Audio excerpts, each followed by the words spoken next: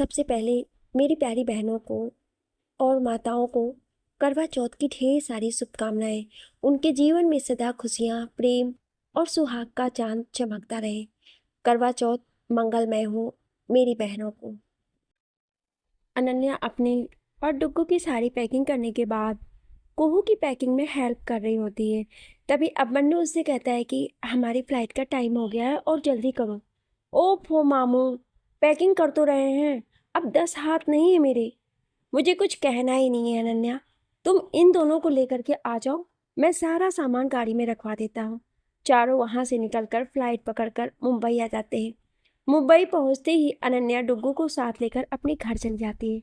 वहीं अभी और कुहू भी अपने घर चले जाते हैं। घर पहुंचते ही अनन्या डुग्गू से कहती है कि जाकर फ्रेश हो जाओ, तब तक मैं तुम्हारे लिए खाना बना देती हूँ। ओके मम्मा। डुग्गू के जाते ही अनन्या किचन में खाना बनाते बनाते उस दिन को याद करने लगती है जिसे वो कभी नहीं भूल सकती थी। उस दिन ट्रेन में बैठने के बाद उसे कुछ होश ही नहीं था कि वो कहाँ है। तभी एक औरत उसके पास बैठते हुए कहती है कि जरा मेरे बच्चे को संभालना, तो मैं अपना सारा सामान रख दूँ अच्छे से। तब अनन्या को कहाँ पता था कि ये पल ही उसकी ज़िंदगी बदल देगा। वहीं उसके सामने वाली सीट पे एक पति पत्नी और उसकी बेटी कुहू बैठी थी। कुहू अनन्या के पास बैठते हुए कहती है कि दीदी, ये बच्चा बहुत क्यूट है ना, और देखिए ना, मुझे देखकर कितने क्यूट सी शक्लें बना रहा है। जब अनन्या ने उसे एक बार देखा तो कहीं ना कहीं वो भी उस बच्चे में खो जाती है कि तभी ट्रेन का एक्सीडेंट हो जाता है, जिसमें कुहू के मम्मी पापा और उस बच्चे की माँ की मौत हो जाती है। और अनन्या के हाथ में कुहू की माँ कुहू का हाथ देते हुए कहती है कि इसका ध्यान रखना। और कहीं ना कहीं वो औरत भी यही कहना चाह रही थी। एक्सीडेंट के बाद अनन्या कुहू को लेकर उसके नानी के घर मुंबई आ जाती है। यहीं आकर वो अब मन्नू और कुहू की नानी आरती खन्ना से मिलती है। आरती जी कुहू के माँ पापा की खबर सुनकर तो सदमे में चली जाती हैं। अगर उस समय अनन्या और अभी ने उन्हें ना संभाला होता तो शायद आज वो जिंदा नहीं होती। कुहू को वहां छोड़कर अनन्या उस बच्चे को साथ लेकर वहां से जाने लगती है तो अभिमन्यु उन्हें वहीं रुकने को कहता है। अनन्या को इस तरह एक अजनबी के घर में रुकना बिल्कुल भी अच्छा नहीं लग रहा था, पर कुहू और आरती जी के ज़्यादा जोर देने पर वो वहीं रुक गई। उस बच्चे को लेकर वो अपनी बुआ के घर भी नहीं जा सकती थी, क्योंकि एक कुंवारी लड़की के साथ एक बच्चे को कोई भी अपने घर में नहीं रखेगा और सब उसके चरित्र पे ही कीचड़ उछालते। इसी वजह से उसने सोचा कि सब यही सोचते होंगे कि वो इस एक्सीडेंट में मर गई है, तो यही सही, अब वो अपनी एक नई जिंदगी शुरू करेगी इस बच्चे के साथ। आरती जी उसे उसके रूम में फ्रेश होने का कहकर कुहू को लेकर चली जाती हैं। कमरे में पहुंचकर अनन्या उस बच्चे को देखकर सोचने लगती है कि उसने क्या सोचा था और वो आज कहाँ आ गई। लेकिन अब जो भी हो, अब से मेरी जिंदगी का तुम ही सहारा हो। अब से तुम मेरे बेटे हो, मेरे टुक्कू। तुम्हें मैं खुद से दूर नहीं जाने दूंगी। मैं और तुम हमेशा साथ रहेंगे, हमें नहीं जरूरत है किसी की भी। अनन्या किचन से जाकर दूध लेकर के उसे दूध पिलाकर सुला देती है और खुद नहाकर तैयार होकर आरती जी से बात करने लगती है। आरती जी और अभी हॉल में बैठे बैठे बात ही कर रहे थे कि अनन्या को वहां देखकर वो उसे अपने पास बैठने को कहती हैं। आरती, तुम्हारा परिवार कहाँ है? उन्हें भी तुम्हारी चिंता हो रही होगी। मेरा कोई नहीं है इस दुनिया में, बस मैं और मेरा बेटा। तो अब तुम कहाँ जाओगी अनन्या? अभी ने परेशान होते हुए कहा। अब बस इसी शहर में रहूंगी और इसी बारे में मुझे आप दोनों से कुछ बात करनी थी। मैं कल से ही अपने लिए कोई जॉब ढूंढना शुरू कर देती, बस जब तक मुझे कोई काम ना मिल जाए, बस यहाँ रहने की इजाज़त चाहिए मुझे। अगर मैं अकेली होती तो कहीं भी रह लेती, पर अब मेरे साथ मेरा बेटा भी है, उसके लिए मुझे एक सुरक्षित जगह चाहिए। उसकी बात सुनकर आरती जी उससे कहती है कि तुम मेरी कुहू को लेकर आई हो, मुझे मेरी ज़िंदगी वापस दी है। मैं तुमसे कुछ कहना चाहती हूँ, अगर तुम्हें सही लगे तो तुम यहीं रह सकती हो। और रही बात काम की, तो कुहू की माँ की एक इवेंट कंपनी है जिसे मैं और वो दोनों मिलकर संभालते थे, और अभिमन्यु हमारा बिजनेस संभालता है। तो अगर तुम चाहो तो तुम मुझे हमारी वेडिंग कंपनी में साथ दे सकती। इससे तुम्हें भी आसानी होगी और हमें भी। सोच लो एक बार अच्छे से, कोई जल्दी नहीं है। कुछ सोचते हुए अनन्या उनकी बात मान लेती है और कहती है कि लेकिन आपको मुझसे किराया लेना होगा। मैं नहीं चाहती कि मुझ पे आप कोई एहसान करें। ठीक है, जैसा तुम कहो। तो ऊपर वाले जिस रूम में तुम हो वहीं तुम रहना, आज से वो तुम्हारा है। अब ये बताओ कि तुम्हारे बेटे का नाम क्या है? अनन्या झट से कह देती है कि शिवांश। वाह, बहुत ही अच्छा नाम है। तो चलो, अब तुम थक गई होगी, आराम कर लो। मैं खाना तैयार होते ही तुम्हें बुला लूंगी। अपने कमरे में जाकर अनन्या रोने लगती है कि उसने क्या कह दिया। उसने वो नाम रख दिया जो उसने अपने और शिवम के बच्चे के लिए सोचा था। एक बार फिर से उसे शिवम का धोखा याद आ गया, किस तरह उसने उसे अपनी जिंदगी से निकाल दिया। सब कुछ इतनी आसानी से कह दिया जैसे कि कभी कुछ हुआ ही ना हो। तभी कुकर की सीटी से अनन्या वापस आज में आ जाती है। डुग्गू भी तब तक नीचे आ जाता है। मम्मा, खाना बन गया क्या? मुझे बहुत भूख लगी है। हाँ डुग्गू, तुम बैठो, मैं अभी बस खाना लेकर आई। ओके मम्मा, पर आप मुझे अपने हाथों से खिलाना। खाना खिलाते हुए अनन्या डुग्गू से कहती है कि अभी तो तुम्हारे स्कूल की छुट्टियां चल रही हैं, तो ज़्यादा मस्ती मत करना। कल से मुझे वापस से ऑफिस ज्वाइन करना है, तो मुझे तुम्हारी कोई कंप्लेन नहीं चाहिए, समझे? मम्मा, आप तो ऐसे कह रही हैं जैसे कि सारी मस्ती मैं ही करता हूँ। अब मैं ही हूँ इतना क्यूट कि सारे लोग मेरी तरफ खींचे चले आते हैं, बस उसी में ज़्यादा मस्ती हो जाती है। डुग्गू अनन्या की गोद में बैठते हुए कहता है, मुझे सब पता है, इसीलिए पहले से ही बता दे रही हूँ। अच्छा, अब जाकर सो जाओ। बट मम्मा, आपकी लोरी के बिना कैसे सो जाऊँगा मैं? आप भी चलो ना जल्दी। अच्छा चलो। दोनों अपने कमरे में आकर बेड पे आते हैं। डुग्गू अनन्या की गोद में सिर रखकर लेट जाता है और कहता है, मम्मा लोरी सुनाओ। अनन्या उसका सिर सहलाती हुई गाने लगती है। सुन सुन नन्ही लोरी की धुन, हो जा मीठे सपनों में गुम। सुन सुन नन्ही लोरी की धुन, हो जा मीठे सपनों में गुम। तू मेरा सूरज है, तू मेरा चांद है, तू मेरी आंखों का तारा है। सुन सुन नन्हे लोरी की धुन, हो जा मीठे सपनों में गुम। अनन्या देखती कि डुग्गू सो चुका है। वो उसे अपने पास लिटाकर लाइट्स ऑफ करके लैपटॉप लेकर काम करने बालकनी में चली जाती है। वहीं लखनऊ में शिवम भी अपने कमरे में चुपचाप बैठा होता है। उसकी आंखों से नींद गायब रहती है। तभी रीमा जी उसके कमरे में आते हुए कहती है, रासू अभी तक सोया नहीं, क्या बात है? कुछ नहीं माँ, बस ऐसे ही नींद नहीं आ रही थी तो जाग रहा हूँ। मैं तेरी माँ हूँ, तू सबसे छुपा सकता है पर मुझसे नहीं। और कहीं ना कहीं आज तेरी इस हालत की जिम्मेदार मैं ही हूँ। मेरी वजह से ही तूने वो सब किया। ये कहते कहते वो रोने लगती हैं। शिवम उन्हें अपने पास बिठाता है और पानी देते हुए कहता है कि माँ, आप बिना बहुत ज़्यादा सोचती हैं। कुछ भी आपकी वजह से नहीं हुआ, जो मेरी किस्मत में लिखा था वही हुआ। अब ये सब सोचना बंद करिए आप, और ये बताइए कि आपको कोई काम था क्या? हाँ रासू, वो मुझे तुझसे तेरी शादी की बात करनी है। तू कब तक इस तरह अकेला रहेगा? तुझे भी किसी के साथ की ज़रूरत है। तेरे सामने तेरी पूरी ज़िंदगी पड़ी है। माँ, आप जानती हो कि ये नामुमकिन है मेरे लिए। मैंने आपसे पहले भी कहा था और आज दोबारा कह रहा हूँ, मेरी ज़िंदगी में सिर्फ मेरी अनन्या ही है और उसकी जगह कोई नहीं ले सकता है। बाकी अगर आप मुझे खुश देखना चाहती हैं तो दोबारा कभी इस बारे में बात मत करिएगा मुझसे। अब आप जाकर सो जाइए। कल मुस्कान के ससुराल वालों से शादी की बातें भी करनी है और बहुत सारा काम भी है। ठीक है, कहकर रीमा जी चली जाती हैं। अगली सुबह अनन्या डुग्गू को अपनी मेड के भरोसे छोड़कर ऑफिस चली जाती है। वहीं कुहू उसे फ़ोन करके कहती है कि उसे कुछ ज़रूरी बात करनी है, तो वो भी वहीं आ रही है। ऑफिस आने के बाद कुहू अनन्या के केबिन में आते ही कहती है कि दी देखो ना, मामू मुझे मेरे कॉलेज के टूर में नहीं जाने दे रहे। प्लीज़ आप उनसे बात कीजिए ना, आपकी बात वो नहीं टालेंगे। मैंने उनसे कह दिया है कि जब तक वो मुझे परमिशन नहीं देंगे मैं कुछ नहीं खाऊंगी। अब बाकी सब आपके हाथ में है। अच्छा ये बताओ कि जाना कहाँ है? अनन्या ने फाइल पढ़ते हुए कहा, ओ दी, मुझे शिलोंग जाना है, बस एक हफ्ते के लिए। वो भी कॉलेज के प्रोफेसर भी तो होंगे ना, प्लीज़ आप मना लीजिए ना उन्हें। अच्छा ठीक है, मैं शाम को अपने से बात करती हूँ। अब तुम सो जाओ। Thank you the, I just love you.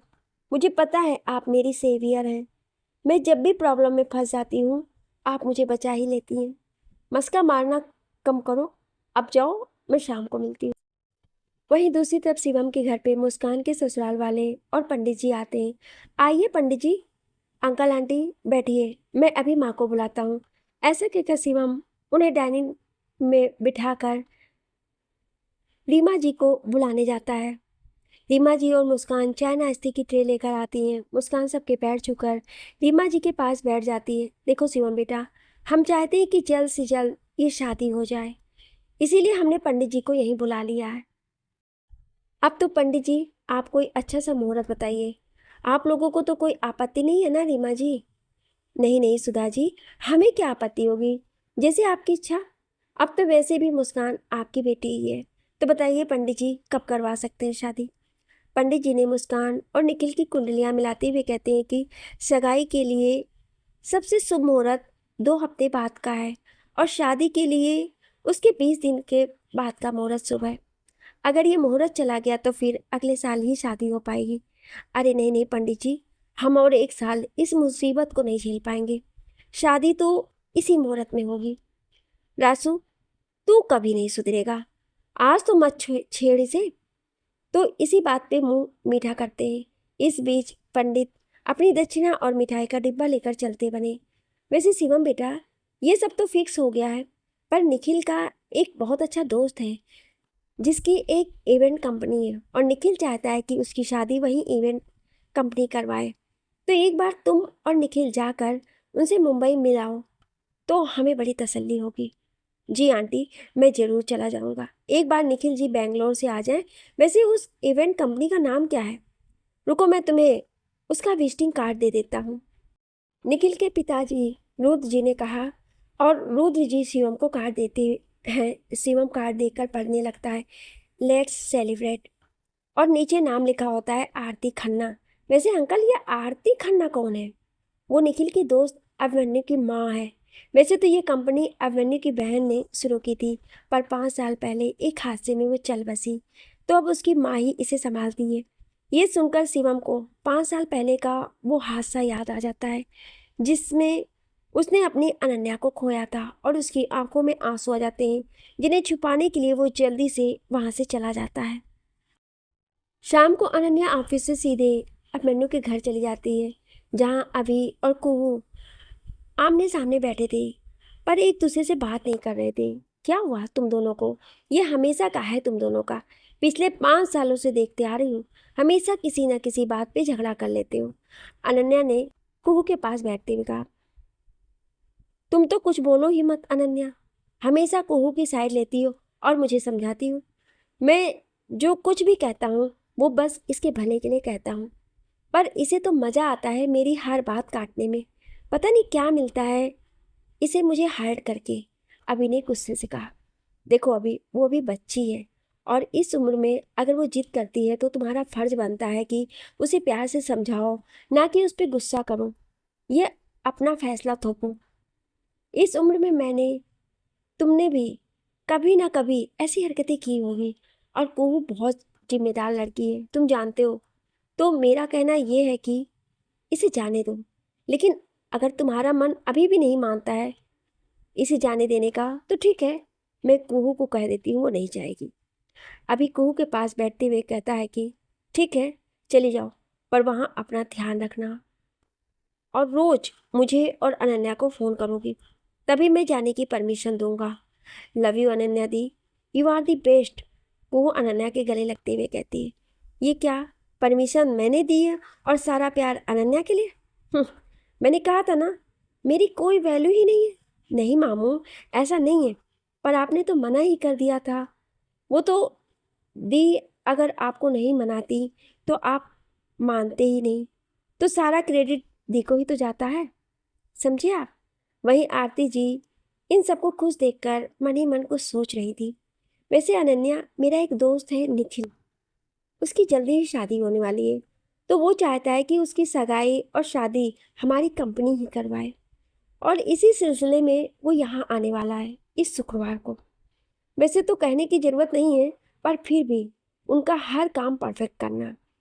Okay अभी, पर वो कहाँ से आने वाले हैं? आई मीन शादी कहाँ होगी? शादी तो लखनऊ में होगी तो तुम्हें वहीं जाना पड़ेगा और सारी अरेंजमेंट वहीं करनी है। ठीक है, तुम टेंशन मत लो, मैं उनसे मिलकर सारी बातें कर लूँगी। अच्छा, अब मैं चलती हूँ, डुग्गू मेरा इंतज़ार कर रहा होगा। इतनी देर में दरवाजे से डुग्गू दौड़ते हुए आकर अनन्या के पास बैठ जाता है। अरे तुम यहाँ कैसे डुग्गू, किसके साथ आए हो? वो मम्मा, मुझे ड्राइवर अंकल लेने आए थे। बड़ी ने फ़ोन करके मुझे कहा कि मैं यहाँ आ जाऊँ, तो आ गया। डुग्गू, तुम्हें कितनी बार कहना पड़ेगा कि अभी को अंकल बोला करो, पर नहीं, तुम तो कभी मेरी बात ही नहीं सुनते। अरे अनन्या, ये क्या तुम हमेशा हम दोनों के बीच आ जाती हो? वैसे भी ये मेरी कोई उम्र है जो सब मुझे अंकल बोले? मैंने ही उसे कहा है कि वो मुझे बड़ी बोले, तो तुम उसे डांटो मत। अब चलो, सबको बहुत भूख लगी है। आरती जी आते हुए कहती हैं, वैसे भी आज शिवांश की फेवरेट खीर बनाई है मैंने। सॉरी, बट मैं सिर्फ अपनी मम्मा के हाथ की खीर ही खाता हूँ, मुझे और कोई खीर पसंद ही नहीं आती है, डुग्गू ने कहा। उसकी बात सुनकर अनन्या को शिवम की याद आ जाती है। डुग्गू, ये क्या बात हुई? अगर कोई तुम्हें प्यार से कहता है तो तुम उसकी बात सुनते क्यों नहीं? चुपचाप खा लो, मुझे कोई बहस नहीं करनी। सॉरी मम्मा, पर आपको पता है ना, मैं नहीं खाऊंगा, मुझे नहीं पसंद। मैं सब कुछ खा लूँगा, पर खीर नहीं। अनन्या, उसे खाने दो, वो जो चाहता है। तुम्हें जो पसंद वही खाओ, अभी ने कहा। अनन्या उस समय कुछ ना कहकर चुपचाप खाना खाकर डुग्गू को लेकर अपने घर चली जाती है। रास्ते भर अनन्या यही सोचती रही कि शिवांश की हर हरकत उसे शिवम की याद दिला देती है। क्यों वो उसकी तरह इतनी जिद करता है? उसकी हर आदत शिवम के जैसी ही है। उसके होते हुए वो चाह कर भी शिवम को भूल नहीं पाई। पर नहीं, मैं कभी भी अपने डुग्गू को शिवम जैसा नहीं बनने दूंगी। ये सोचते सोचते उसका घर आ गया और वो डुग्गू को लेकर अपने कमरे में चली जाती है। वहीं शिवम को आज बहुत बेचैनी महसूस हो रही थी। उसे ऐसा लग रहा था कि जैसे अनन्या उसके पास ही है। तभी उसके पास निखिल का फ़ोन आता है। हेलो शिवम भैया, मैंने आपको डिस्टर्ब तो नहीं किया ना इस वक्त? नहीं नहीं निखिल, कहो क्या बात है? वो भैया, मुझे आपसे मुंबई जाने के बारे में बात करनी है। हमें कल शाम को जाना है। आपको कोई परेशानी तो नहीं है ना? नहीं नहीं निखिल, कोई परेशानी नहीं है। मैं तुम्हें डायरेक्ट एयरपोर्ट ही मिलूँगा। बस तुम मुझे फ़्लाइट की डिटेल सेंड कर देना। ओके भैया, गुड नाइट। अगली सुबह शिवम अपने ऑफिस जाने के लिए रेडी होते हुए रीमा जी से कहता है कि माँ, आज मैं निखिल के साथ मुंबई जा रहा हूँ शाम की फ़्लाइट से, तो ऑफिस से ही डायरेक्टली चला जाऊँगा। आप अपना और मुस्कान का ख्याल रखना, और कोई भी बात हो तो नितिन जीजू से कह देना, मैंने उनसे बात कर ली है। वो तो ठीक है राशु, पर तू अपना वो वहाँ ध्यान रखना और खाना टाइम से खाना। माँ, बस एक ही दिन की तो बात है, अब मैं चलता हूँ। कहकर शिवम अपनी गाड़ी से ऑफिस चला जाता है। ऑफिस पहुंचकर शिवम अपने काम में लग जाता है कि उसके फ़ोन पे कॉल आता है, जिसे शिवम बिना देखे ही आंसर कर लेता है। दूसरी तरफ से आरुष की आवाज़ आती है। क्या डीएम साहब, कभी अपने दोस्त को भी याद कर लिया करो, हमेशा बस काम ही काम में घिरे रहते हैं। अरे नहीं आरुष, ऐसा कुछ नहीं है, बस अब जल्दी ही मुस्कान की शादी होने वाली है तो ढेर सारी छुट्टियां लेनी पड़ेंगी, इसीलिए अपने सारे काम फिनिश कर देना चाहता हूँ। वैसे तू है कहाँ? मुस्कान तेरी भी बहन है, तेरा भी कुछ फर्ज बनता है उसके लिए, लेकिन तू तो खुद इतने दिन तक गायब रहता है। तो मुझे अपना फर्ज मत याद दिला, मैं आज ही लखनऊ आ रहा हूँ। मुझे भी चिंता है मेरी बहन की, समझा? आरुष ने कहा। थैंक यू आरुष, तूने मेरी बहुत बड़ी मदद कर दी। वो मुझे एक दिन के लिए मुंबई जाना है और घर पे माँ और मुस्कान अकेली हैं। वैसे मैंने जीजू से कहा था, पर अब तू आ रहा है तो मुझे कोई फिक्र नहीं है, मैं अब आराम से जा सकता हूँ। चल तू फ़ोन रख, मैं कल आकर तुझसे बात करता हूँ, बाय। शाम को अभी अनन्या से कहता है कि वो लोग आज रात तक आ जाएंगे, तो कल उनके साथ मीटिंग कर लेना, और 10 दिन बाद उसकी सगाई है, तो तुम्हें सगाई और शादी की तैयारियों के लिए संडे तक निकलना पड़ेगा यहाँ से। वैसे तो मैं तुम्हारे साथ ही चलता, पर एक अर्जेंट काम की वजह से मैं साथ नहीं चल पाऊँगा, और आज की रात मैं और मॉम 2 दिन के लिए दिल्ली जा रहे हैं, तो आई होप कि तुम सब मैनेज कर लोगी। डोंट वरी अभी, मैं सब मैनेज कर लूँगी, तुम अपना काम करो, मैं उनसे कल मिलकर सारे काम की प्लानिंग कर लूँगी। वहीं शिवम की फ्लाइट भी मुंबई लैंड कर जाती है। मुंबई पहुंचते ही उसे एक अजीब सी बेचैनी होने लगती है। उसे अपने आसपास अनन्या का एहसास होता है। वहीं दूसरी तरफ अनन्या को भी कुछ अजीब फील होता है, जैसे ही शिवम उसके पास हो। शिवांश को अपने पास सोता हुआ देखकर उसे थोड़ी राहत मिलती है। शिवम और निखिल अभी के घर जाकर रेस्ट करते हैं। वैसे अभी और आरती जी तो वहाँ नहीं थे, पर अभी ने उन दोनों के लिए सारे अरेंजमेंट करवा दिए थे। अगली सुबह शिवम और निखिल रेडी होकर अनन्या के ऑफिस जाते हैं। पूरे रास्ते शिवम को फिर से बेचैनी होने लगती है कि वो अपने फ़ोन में अनन्या की पिक्स देखने लगता है। इसी बीच रास्ता खत्म हो जाता है और वो दोनों ऑफिस पहुंच जाते हैं, पर शिवम की बेचैनी कम होने का नाम ही नहीं लेती है। ऑफिस पहुंचकर वो दोनों अनन्या के केबिन में उसका इंतजार कर रहे होते हैं। तभी शिवम का ध्यान वहां रखी एक फोटो फ्रेम पे जाती है, जिसमें डुग्गू की फोटो होती है। तभी अनन्या की असिस्टेंट आकर उन दोनों से कहती है कि सॉरी सर, आज मैम ऑफिस नहीं आ पाएंगी, जिसे सुनकर शिवम का पारा हाई हो जाता है। शिवम गुस्से में उस असिस्टेंट से कहता है कि ये क्या बात हुई, हम लोग इतनी दूर से आए हैं और उस पे से आपकी मैम आज नहीं आ सकती।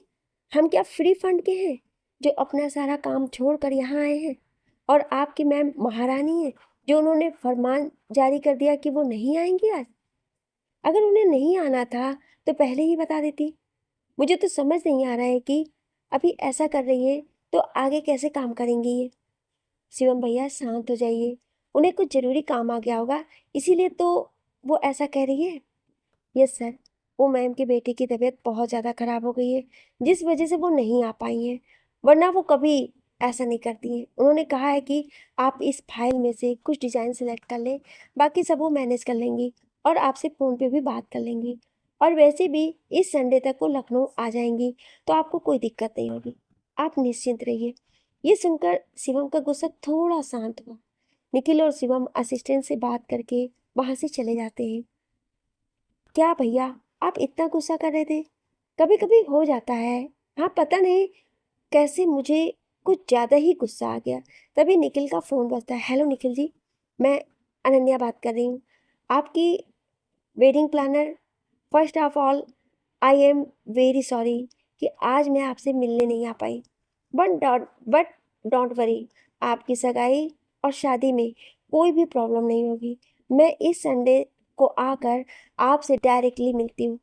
इट्स ओके अनन्या जी, आप समझ सकती हैं। कोई नहीं, आप अपने बेटे का ख्याल रखिए और हम आपसे लखनऊ में मिलते हैं। शिवम एक पल को अनन्या का नाम सुनकर अपनी यादों में खो जाता है। उसे ऐसा लगता है कि जैसे ये उसकी ही अनन्या है। पर अपने आप को शांत कर वो निखिल के साथ जाकर अपना सामान लेकर एयरपोर्ट के लिए निकल जाते हैं। वहीं अनन्या डुग्गू को लेकर डॉक्टर के पास जाती है। डॉक्टर उसे बताते हैं कि शिवांश को वायरल फीवर हुआ है, तो ज़्यादा परेशान होने की ज़रूरत नहीं है, बस टाइम से खाना और दवा लेना, फिर एक वीक में ही शिवांश बिल्कुल ठीक हो जाएगा। घर आकर अनन्या उसे खाना खिलाकर दवा देकर सुला देती है और अपनी और डुग्गू की पैकिंग करने लगती है, क्योंकि अभी के यहाँ ना होने की वजह से उसे लखनऊ जाना ही पड़ेगा और डुग्गू को अकेले नहीं छोड़ सकती है, तो उसे भी अपने साथ ले जाने का फैसला करती है। संडे को अनन्या और डुग्गू लखनऊ के लिए निकल पड़ते हैं। लखनऊ लैंड करते ही अनन्या को बहुत ही बेचैनी होने लगती है। उसे ऐसा लगता है कि जैसे कुछ होने वाला है, पर क्या, वो समझ नहीं आ रहा है। तभी निखिल उसे फ़ोन करके कहता है कि जब तक आप यहाँ हैं तब तक आप हमारे घर पे ही रहिएगा। मैंने अब मन्नू से बात कर ली। नहीं नहीं निखिल जी, मैं किसी होटल में रह लूँगी, आप परेशान मत होइए, अनन्या ने कहा। देखिए अनन्या जी, अगर आप मेरे घर पे रहेंगी तो इससे आपको आपके काम करने में आसानी होगी, और अभी भी 2 दिन बाद आ रहा है, तो आपको awkward फील करने की कोई ज़रूरत नहीं है। मैं आपको एड्रेस सेंड करता हूँ, आप यहीं आ जाइए। हार कर अनन्या निखिल के घर आती है। निखिल उसे अपने पेरेंट्स से मिलवाता है और उसके रूम में उसका सामान रखवा देता है और कहता है कि 2 घंटे में मैं आपको अपने ससुराल ले चलूँगा, वहीं जाकर सगाई की सारी बातें तय कर लेंगे। तब तक आप फ्रेश होकर कुछ खा लीजिए, मैं आपके रूम में खाना भिजवाता हूँ। ओके कहकर अनन्या डुग्गू को तैयार करने लग जाती है। डुग्गू, हम जहाँ जा रहे हैं वहाँ कोई शैतानी मत करना। ओके मम्मा। सब लोग शिवम के घर जाने के लिए निकल पड़ते हैं। अभी तक अनन्या को पता नहीं चलता है कि जहाँ वो जा रही है वहां उसके अतीत से उसका सामना होने वाला है। शिवम के घर पहुंचकर सब अंदर जाने वाले होते हैं कि तभी अनन्या का फोन बजने लगता है। वो सबको अंदर जाने को कहकर फोन कॉल अटेंड कर लेती है। बात करते करते उसे ध्यान ही नहीं रहता कि वहां पानी जमा रहता है और उसका पैर स्लिप हो जाता है और वो गिरने ही वाली होती है कि तभी शिवम आकर उसे पकड़ लेता है। अभी तक दोनों में से किसी ने भी एक दूसरे को नहीं देखा था। अनन्या को बचाने के चक्कर में शिवम गिर जाता है और उसके ऊपर अनन्या। जैसे ही दोनों की नजरें एक दूसरे से मिली, दोनों एक दूसरे में खो गए। अचानक से तेज हवाएं चलने लगी और बारिश होने लगी। वहीं कहीं पास में गाना बजने लगा। आहटे बिछड़ी सांसों की, यादें तेरी बंद आंखों में है, तुझसे जुड़ा मन तेरी यादों की धड़कन जगाए मुझे। ऐसी खामोशियों में छुपे दिल के नगमे सुनाऊं किसे। ओ मेरे सैया, रहना न बीते बने, ओ मेरे सैया, नैना न रूठे मने। दोनों की आंखों से आंसू बहे जा रहे थे। दोनों एक दूसरे को इतने सालों बाद देखकर काफी खुश थे कि तभी अनन्या को वो दिन याद आ जाता है जब शिवम ने वो सब कहा था। वो सब याद आते ही वो गुस्से में उठकर खड़ी हो जाती है। तब तक शिवम भी उठ जाता है। वो उसे गले लगाने के लिए आगे बढ़ता है, पर अनन्या उसे वहीं रोक कर कहती है कि कोशिश भी मत करना। ये हक बहुत पहले ही तुम खो चुके हो। अब मुझे छूने की गलती मत करना, वरना मुझसे बुरा कोई नहीं होगा। अनन्या, मेरी बात तो सुनो। मुझे नहीं सुननी है तुम्हारी कोई बात, समझे? मुझसे दूर रहना। अनन्या कुछ और कहती उससे पहले ही डुग्गू बाहर आते हुए कहता, मम्मा, मम्मा, आप कहाँ हो? और दौड़कर आते हुए अनन्या के पास आकर खड़ा हो जाता है। आप यहाँ हो मम्मा? और आप भीग कैसे गई? आपकी तबीयत खराब हो जाएगी ना। मुझे तो हमेशा डांटते हो कि बारिश में नहीं भीगना चाहिए, और यहाँ खुद भीग रहे हो। उसकी बात सुनकर कहीं ना कहीं शिवम और अनन्या दोनों अपने बीते हुए उस पल को याद करने लगते हैं जो उन दोनों के बीच हो चुका था। वो बेटा गलती से भीग गई, अब चलो अंदर, लगता है दोबारा बारिश होगी और तुम्हारी तबीयत भी ठीक नहीं है। अनन्या उसे लेकर अंदर चली जाती है और शिवम वही बारिश में भीगने लगता है। इतने सालों बाद अनन्या को सही सलामत देखकर वो बहुत ज़्यादा खुश होता है, पर अनन्या का ये बर्ताव उसे बर्दाश्त नहीं हो रहा था। वो उसे सारी सच्चाई बताना चाह रहा था, पर कैसे उसे समझ नहीं आ रहा था। अंदर आकर अनन्या देखती है कि वहाँ मुस्कान जी और रीमा जी, निखिल और उसके पेरेंट्स के साथ बैठे बात कर रहे थे। उन्हें वहां देखकर अनन्या को कुछ भी समझ नहीं आ रहा था। उसकी आंखें एक बार फिर से नम हो गई थी। वही हाल रीमा जी और मुस्कान का भी था। रीमा जी उठकर उसे अपने गले लगाते हुए कहती कि कहाँ चली गई थी तुम? एक बार भी हम सब की याद नहीं आई ना? एक बार भी हम सब से मिलने का मन नहीं किया? नहीं माँ, ऐसा नहीं है। उससे आगे वो कुछ ही नहीं कह पाई और रोने लग गई। मुस्कान भी आकर उन दोनों को हक कर लेती है। बाकी किसी को भी कुछ समझ नहीं आ रहा था, तो निखिल उठते हुए कहता है कि कोई हमें भी सब बता दो, कुछ समझ नहीं आ रहा है। पहले सब बैठ जाओ, फिर बताती हूँ। मुस्कान अनन्या को पानी पिलाती है और अनन्या को कहती है कि दी, आप चलकर चेंज कर लो, वरना बीमार पड़ जाओगी। अनन्या डुग्गू को वहीं शांति से बैठने का बोलकर चली जाती है। तब तक शिवम भी अंदर आ जाता है। डुग्गू उसे देखकर हंसने लगता है क्योंकि उसके कपड़ों और चेहरे पर कीचड़ लगा होता है। तब तक मुस्कान भी आ जाती है और डुग्गू के साथ हंसने लगती है। ये क्या रासू, तू भी भीग गया है? जा, अब जल्दी से चेंज कर ले। मैं हल्दी वाला दूध ले आती हूँ, फिर तुझे तुझे कुछ बताना भी है। जी माँ, बोलकर शिवम अपने रूम में चला जाता है और डुग्गू भी उसके पीछे पीछे आ जाता है। मुस्कान सबको सारी बातें बताती है। तब तक अनन्या भी आ जाती है, पर डुग्गू को वहां ना देखकर वो परेशान हो जाती है और उसे पुकारने लगती है। कोई उसे बताता उससे पहले ही डुग्गू उसे आवाज देता है कि मम्मा, मैं यहाँ हूँ। और उसकी आवाज सुनकर अनन्या उसी कमरे में चली जाती है जहाँ शिवम चेंज कर रहा था। तुम यहाँ क्या कर रहे हो डुग्गू? कितनी बार तुमसे कहना पड़ेगा कि अपनी शैतानियाँ कम करो, पर नहीं, तुमने तो मेरी बात सुननी ही नहीं है। अब यहाँ क्या कर रहे हो तुम?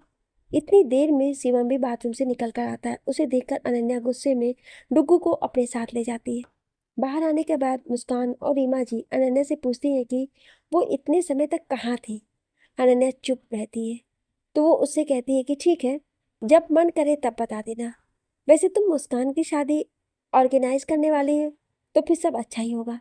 शिवम दूर से ये सब देख रहा था, पर वो बाहर नहीं आना चाह रहा था। डुग्गू भी उसे ही देख रहा था। सबसे नजरें बचाकर वो फिर से शिवम के कमरे में चला जाता है। वहाँ अनन्या भी बाकी सबके साथ सगाई की सारी प्लानिंग करने लगती है, तो उसका ध्यान भी नहीं रहता है कि डुग्गू कहाँ गया है। वैसे तुम्हारा नाम क्या है लिटिल चैम्प? शिवम ने डुग्गू को अपने पास बिठाते हुए कहा। मेरा नाम शिवांश है। आपका नाम क्या है सीनियर चैम्प? डुग्गू ने अपने नौटंकी वाले स्टाइल में कहा। मेरा नाम शिवम है। वाह, हम दोनों के नाम तो काफी सिमिलियर है, शिवम और शिवांश। तो आज से हम दोनों फ्रेंड्स। ओके चैम्प, शिवम ने कहा, पर एक शर्त पे। मैं आपका दोस्त बनूंगा। अगर आप मुझे आइसक्रीम खिलाने ले जाएंगे तो पक्का हम दोनों जरूर जाएंगे। शिवम उसे कहता है कि चलो मैं तुम्हें चॉकलेट्स खिलाता हूँ। मुझे चॉकलेट्स बहुत पसंद है। आई होप तुम्हें भी पसंद होंगे। हाँ, चॉकलेट्स तो मुझे बहुत पसंद है, पर मम्मा डांटने लगती है। डुग्गू ने कहा तो शिवम हंसते हुए कहा कि मेरी मम्मा भी मुझे डांटती थी जब मैं चॉकलेट्स खाता था। चलो, अभी तो वो नहीं है, तो एक एक चॉकलेट खा लेते हैं। अच्छा ये बताओ शिवांश, तुम्हारे पापा कहाँ हैं? आई मीन वो नहीं आए? ये सवाल सुनकर शिवांश चुप हो जाता है। क्या हुआ शिवांश, तुमने जवाब नहीं दिया? मुझे नहीं पता मेरे पापा कहाँ हैं।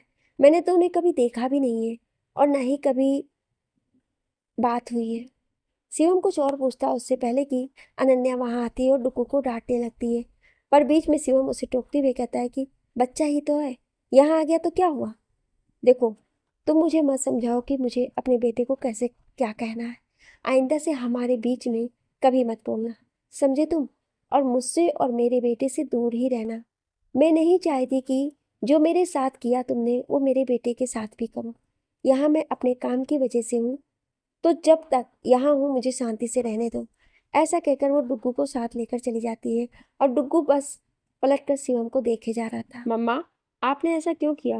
वो अंकल तो बस मुझे चॉकलेट खिला रहे थे, पर आपने तो उन पे इतना सारा गुस्सा कर दिया। चुप रहो डुग्गू, बच्चे हो तो बच्चों की तरह रहो। और खबरदार, जो दोबारा कभी उनसे बात की या मिलने की कोशिश की तो। अनन्या ने गुस्से में कहा तो डुग्गू भी सहम गया और चुपचाप उसके साथ जाने लगा। वहीं शिवम शांति से सोचने लगता है। तभी रीमा जी उसके कमरे में आते हुए कहती हैं कि क्या हुआ राशु? अनन्या इस तरह यहाँ से क्यों चली गई? तूने कुछ कहा क्या? और तूने उसे सारी बातें बता दी ना, जो भी उस समय हुई थी? नहीं माँ, वो मेरी कोई बात नहीं सुनना चाहती है। वो बहुत नाराज है मुझसे। देख राशु, उसका दिल दुखा है तो उसका नाराज होना जायज है, पर जिस दिन उसे तेरी मजबूरी के बारे में पता चलेगा, देखना वो खुद तुझे माफ कर देगी। और अगर वो तेरी बात नहीं सुनना चाहती है तो क्या मैं बात करूं उससे? नहीं माँ, मैं चाहता हूँ कि सारी बातें उसे मैं ही बताऊं। मैं ही उसे अब वापस से अपनी जिंदगी में लाऊंगा। पर राशु, अब तो वो एक बच्चे की माँ है, उसका परिवार है। माँ, आपको क्या लगता है उसने शादी कर ली? ऐसा हो ही नहीं सकता है। बस कुछ टाइम दीजिए मुझे, मैं सब ठीक कर दूंगा हमारे बीच। वो नाराज है मुझसे क्योंकि प्यार उससे भी ज़्यादा है। जो हमसे प्यार करते हैं उन्हें ही तो नाराज होने का हक होता है ना। पर मैं भी उसे मना कर ही रहूँगा। बस आप अपना आशीर्वाद दीजिए माँ। मेरा आशीर्वाद तो हमेशा तेरे साथ है रासू। पर अब तो ये सब छोड़ और ये हल्दी वाला दूध पी ले, वरना तेरी तबीयत खराब हो जाएगी। हाँ माँ, पी लूँगा। दूध पीते हुए शिवम किसी को फ़ोन करता है और उसे कुछ इम्पोर्टेंट काम देते हुए मुस्करा रहा होता है। अच्छा, काम होते ही मुझे फ़ोन करना। अब अपने काम पे लग जाऊँ। वहीं अनन्या घर आने के बाद से ही सगाई की तैयारियों में लग जाती है। वो अपने काम आप में बिजी रखना चाहती थी। सारा दिन काम करने के बाद अनन्या अपने रूम में आकर देखती है कि डुग्गू ड्राइंग बना रहा होता है। अनन्या उसके पास बैठते हुए कहती है कि जरा मैं भी तो देखूं कि मेरा बेटा क्या कर रहा है। पर डुग्गू कोई जवाब नहीं देता है। अनन्या उसे अपने गोद में बिठाते हुए कहती कि सॉरी बेटा, वो मम्मा थोड़ी परेशान थी तो आपको डांट दिया। डुग्गू उसके गालों पे किस करते हुए कहता है कि इट्स ओके मम्मा, वैसे भी मैं आपसे ज़्यादा देर गुस्सा नहीं रह सकता हूँ। वैसे मम्मा एक बात बताओ, मेरे पापा कहाँ हैं? वो हमारे साथ क्यों नहीं रहते और हमसे मिलने क्यों नहीं आते? उसकी बात सुनकर अनन्या चौंक जाती। ये सब तुम आज क्यों पूछ रहे हो? वो बस ऐसे ही मम्मा, आप बोलो ना। चुपचाप सो जाओ रुकू, मुझे अब कोई बात नहीं करनी है। कल बहुत सारा काम है। और हाँ, मैंने तुम्हें जिससे दूर रहने को कहा है वो भूल मत जाना। ओके मम्मा, कहकर डुग्गू सो जाता है। पर अनन्या की आंखों से तो नींद उड़ चुकी होती है। वो चुपचाप खिड़की पे आ जाती है और नीले आसमान में चांद को देखने लगती है और कोई उसे देख रहा होता है। तभी उसके फ़ोन पे एक मैसेज आता है। वो मैसेज ओपन करके पढ़ती है। वो खिड़की से चांद देखती है। हम खिड़की में चांद देखते हैं। अब जाकर सो जाओ, इतने देर तक जागना भी सही नहीं है। तुम्हारा और सिर्फ तुम्हारा एंग्री एंगमैन। अनन्या समझ जाती है कि मैसेज शिवम ने किया है। वो उसे कॉल करती है पर शिवम फ़ोन नहीं उठाता, तो अनन्या ये सोचकर सोने चली जाती है कि वो कल उससे बात करेगी। अगली सुबह अनन्या निखिल और मुस्कान के कपड़ों का सिलेक्शन करने के लिए डिजाइनर को निखिल के घर पे बुलाती है। मुस्कान और उसके घर वाले भी वहाँ आ जाते हैं और साथ ही शिवम भी। सब अपने लिए कपड़े पसंद करते हैं। तुम भी अपने लिए कुछ नया ले लो अनन्या, सुधा जी ने कहा, तो अनन्या ने ये कहते हुए मना कर दिया, मेरे पास बहुत सारे कपड़े हैं। पर शिवम के दिमाग में एक खुफिया आइडिया आ चुका था और इस काम में उसे शिवांश की मदद चाहिए थी, तो उसे ढूंढने लगता है। तभी उसका फ़ोन बजता है और वो बाहर जाता है। फ़ोन पे बात करते करते शिवम के फेस पर स्माइल आ जाती है और वो बहुत ही खुशी खुशी अंदर आ गया और शिवांश को खोजने लगा। निखिल उसे बताता है कि वो ऊपर वाले कमरे में है, तो वहीं जाकर उसे अपने प्लान में शामिल करता है। वहीं नितिन, रिद्धिमा और मिष्टी भी निखिल के घर आते हैं। रिद्धिमा भी अनन्या को देखकर बहुत खुश हो जाती है। वहीं नितिन शिवम को फ़ोन करके पूछता है कि वो कहाँ है, तो शिवम उसे ऊपर आने को कहता है और शिवांश को नीचे जाकर खेलने के लिए भेज देता है। ऊपर आकर शिवम नितिन को सारी बात बता देता है। कोई बात नहीं साले साहब, किस्मत ने आप दोनों को वापस मिलवा दिया है, तो ये मौका ऐसे ही नहीं जाने देंगे। मुस्कान की शादी खत्म होने तक आपकी बात भी पक्की कर देंगे। थैंक यू जीजू, मुझे पता था कि आप मेरा साथ जरूर देंगे। अब नीचे चलिए साले साहब, 2 दिन बाद सगाई है और बहुत सारी तैयारी करनी है। नीचे जाकर दोनों देखते हैं कि अभिमन्यु भी आ चुका होता है। अभिमन्यु जी, मुझे आपसे कुछ बात करनी है, नितिन ने कहा। जी कहिए। वो मैं ये कहना चाहता था कि निखिल की तरफ से तो आप सारी प्लानिंग कर रहे हैं, तो क्यों ना हमारी तरफ से भी सारी तैयारियां आप करें। अगर आप सब कुछ हैंडल करेंगे तो हमारे लिए सब आसान रहेगा। कुछ सोचते हुए अभिमन्यु उन्हें हाँ बोल देता है और नितिन शिवम को देखते हुए अपनी आंख विंक करता है। इतने में अनन्या वहाँ आ जाती है। अभी उसे बताता है कि अब उसे दोनों तरफ की सारी तैयारियां करवानी है, तो एक तरफ तुम संभालना और एक तरफ की जिम्मेदारी मेरी। तो अब मन्नू जी, आप निखिल के दोस्त हैं, तो उसकी साइड आप संभालिए और अनन्या जी हमारी तरफ संभाल लेंगी। क्यों, मैंने सही कहा ना शिवम? नितिन जी ने उसे स्माइल करते हुए कहा। हाँ, ये सही रहेगा। तो अनन्या, आज से तुम इस साइड को देखो, मैं निखिल की तरफ देखता हूँ। अनन्या कुछ नहीं कह पाई, बस हैरान होकर शिवम को देखे जा रही थी। वो समझ गई थी कि कहीं ना कहीं ये उसका ही प्लान है। तो अनन्या जी, आप अपना सामान लेकर हमारे घर साथ चलिए। आप हमारे घर वहाँ रहेंगी तो आपको तैयारी करवाने में कोई परेशानी नहीं होगी। नितिन ने एक और पासा फेंकते हुए कहा। उसकी बात हर एक को चम गई, तो मुस्कान किसी को कुछ कहने सुनने का मौका ही नहीं देती है और जाकर उसका बैग ले आती। चलो डुग्गू, अब तुम हमारे साथ हमारे घर पे रहोगे।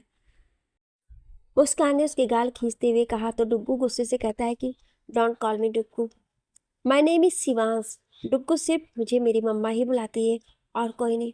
आप सब मुझे शिवांश ही बुलाइए। डुग्गू, ये क्या तरीका है किसी से बात करने का? मैंने यही सिखाया है क्या तुम्हें? सॉरी कहो उनसे।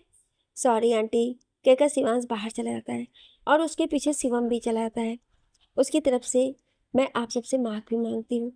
अरे नहीं नहीं अनुदी, आप क्यों माफ़ी मांग रही हैं? वैसे माँ, आपने देखा शिवांश भी भैया जैसा ही है। जैसे उन्हें कोई उनके निक नेम से बुलाता था तो वो कैसे गुस्सा हो जाते थे। शिवांश भी बिल्कुल उनके ही जैसा है, बोले तो सेम टू सेम। हाँ, ये तो सच कहा तूने मुस्कान, है तो बिल्कुल रासू के जैसा ही, नटखट पर प्यारा और माँ का लाडला।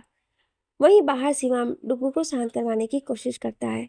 जानते हो शिवांश, मुझे भी ना बचपन में बिल्कुल ऐसे ही गुस्सा आता था जब कोई मुझे मेरे निक नेम से बुलाता था। इनफैक्ट मैं तो अभी भी नाराज हो जाता हूँ। अच्छा, अभी गुस्सा छोड़ो और ये बताओ कि मेरे घर चलोगे मेरे साथ? सच? मैं आपके घर जा रहा हूँ? वैसे भी मैं यहाँ बोर हो जाता हूँ। मम्मा तो काम में बिजी रहती है। वहाँ आपके घर जाऊँगा तो आपको मेरे साथ खेलना पड़ेगा और हमारी आइसक्रीम ट्रीट भी बाकी है। हाँ बिल्कुल, मैं तुम्हारे साथ ही रहूँगा। तो अब अपना गुस्सा ख़त्म करो और जल्दी से चलो मेरे साथ। सबकी बात सुनकर अनन्या को समझ नहीं आ रहा था कि शादी तक वो कैसे रहेगी इन सब के बीच, खासकर शिवम के साथ। खैर, सबके साथ अनन्या और डुग्गू शिवम के घर आ जाते हैं। मुस्कान उन्हें उनका कमरा दिखाकर रेस्ट करने का बोलकर चली जाती है। अपने कमरे में आकर अनन्या अपना और डुग्गू का सामान रख रही होती है। तभी डुग्गू वहाँ चॉकलेट खाते हुए आता है, जिसे देखकर अनन्या गुस्सा हो जाती है। ये क्या डुग्गू, हर वक्त चॉकलेट खाते रहते हो? कितनी बार कहा है कि ये सब चीज़ें अच्छी नहीं होती हैं।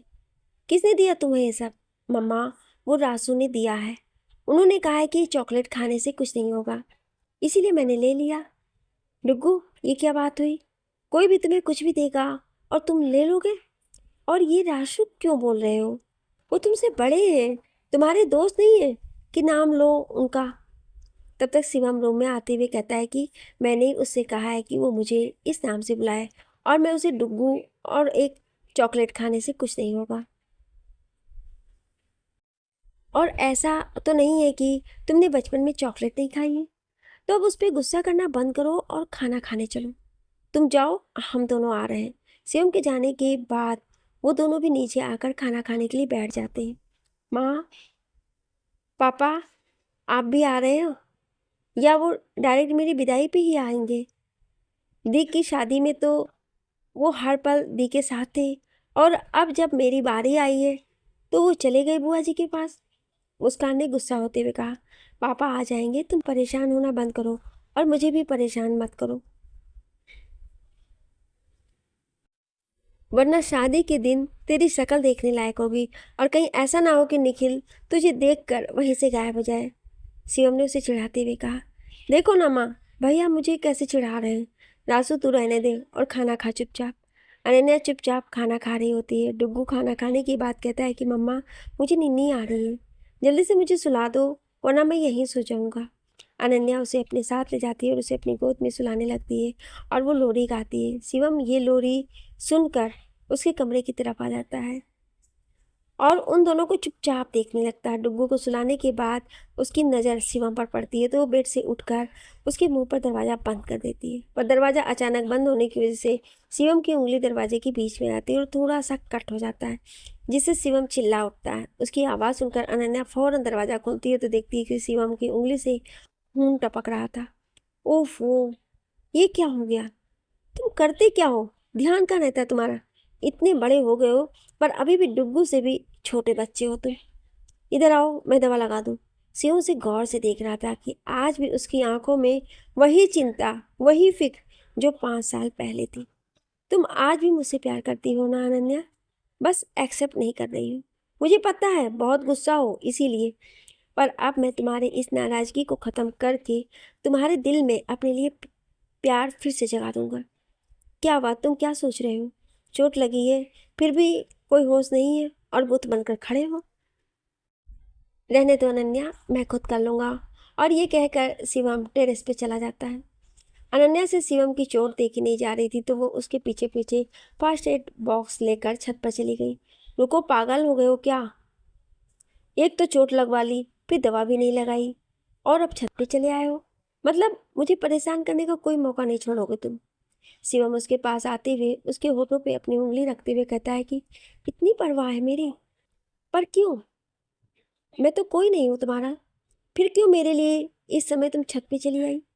तभी अचानक बादल गरजने लगते हैं और बिजली भी चमकने लगती है। अनन्या डरकर शिवम की बाहों में आ जाती है और शिवम उसे अपनी बाहों में कैद कर लेता है। अनन्या, प्लीज़ मुझे माफ़ कर दो और मेरी बात सुन लो एक बार प्लीज़।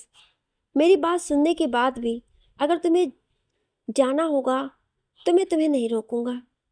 शिवम कुछ कहता उससे पहले ही जोरों की बारिश होने लगती है और अनन्या शिवम से अलग होने की कोशिश करती है, पर उसके बाद शिवम के सर में फंस जाते हैं तो वो वापस उसके पास आ जाती है।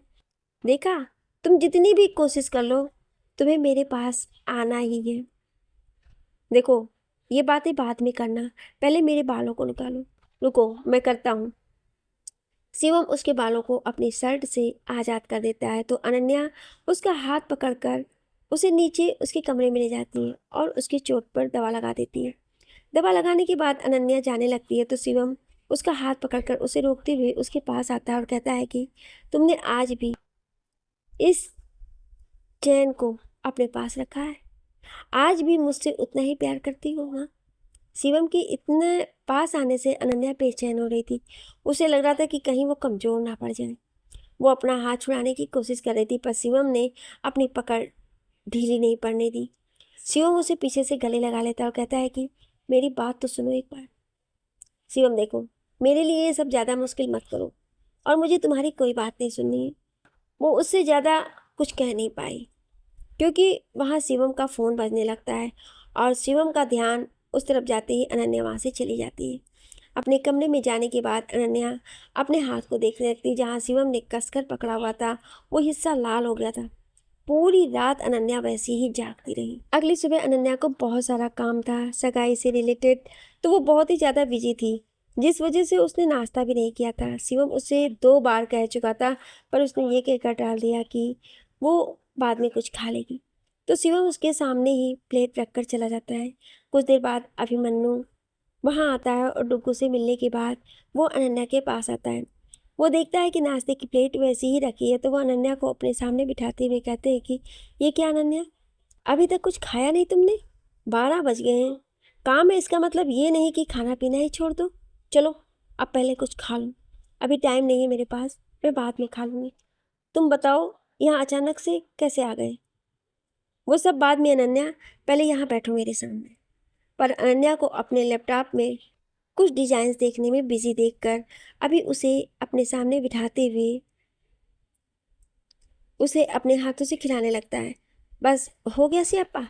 जब अभी अनन्या को खिला रहा था तभी शिवम वहाँ से गुजरता है और उन दोनों को साथ देखकर जल भूनकर राख हो जाता है और मन में कहता है कि जब मैं कह रहा था तब खाने का टाइम नहीं था और अब इसके साथ इतने प्यार से खा रही है।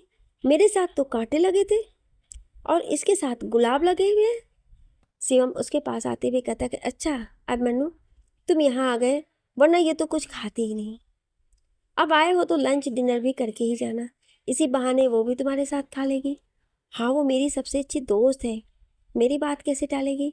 वैसे भी पूरी पागल है ये, काम के पीछे अपना खाना पीना सब भूल जाती है। वो तो शिवांश की वजह से खाना खाती है, वरना इसका बस चले तो दिन में 1 गिलास जूस से ही इसका काम हो जाएगा। अरे नहीं नहीं, जब तक तुम हो ये कैसे बिना खाए रहेगी? शिवम ने टोंट मारते हुए कहा। चलो अब तुम दोनों नाश्ता करो, मुझे और भी काम है। और शिवम के चेहरे से साफ पता चल रहा था कि क्या हो रहा, और ये बात अनन्या ने भी नोटिस की थी पर कुछ कहा नहीं।